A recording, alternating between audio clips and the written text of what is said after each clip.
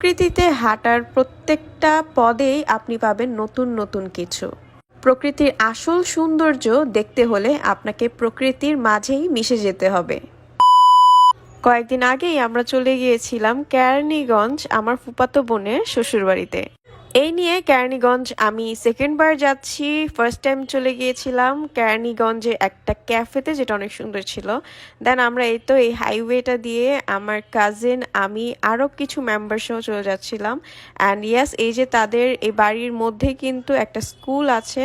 ছাদের ওপর এই ভিউটা দেখেন কত পরিমাণে সুন্দর। আমি আর আমার কাজিন দুইজনে মিলেই অনেক সুন্দর সুন্দর ছবি তুলতেছিলাম। অ্যান্ড দেন হচ্ছে আমরা নৌকা ভ্রমণের জন্য চলে গিয়েছিলাম ওই পারে। ডিসেম্বরের 10 থেকে 12 তারিখের মধ্যে কোনো ধরনের শীতই তেমন ছিল না ঢাকায়, বাট কেরানীগঞ্জে এসে এত পরিমাণের শীত দেখলাম এই নদীর পার এসে। আমরা নৌকায় এপার থেকে ওই পার যখন গেলাম তখন দেখলাম যেমন পরিমাণের শীত তেমন পরিমাণের হচ্ছে বাতাস।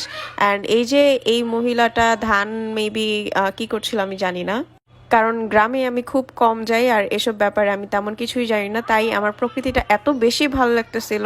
সেখানে কিন্তু অনেক বেশি সবজি এবং বিভিন্ন ধরনের গাছ ছিল। বাসায় যাওয়ার সময় দেখলাম এই কাচ্চি বাড়িতে সেম ভিড় যেমন ছিল সকালে। তারপর একটু কৌতূহল হয়ে দেখলাম কি লেখা, দেখলাম যে পুরুষ মানুষ কিসে আটকায়, পুরুষ মানুষ আটকায় কাচ্চিতে। সো আপনাদের কি মতামত অবশ্যই কমেন্ট করে জানাবেন। That's all for today. দেখা হবে অন্য কোনো ভিডিওতে, সেই পর্যন্তই, টাটা।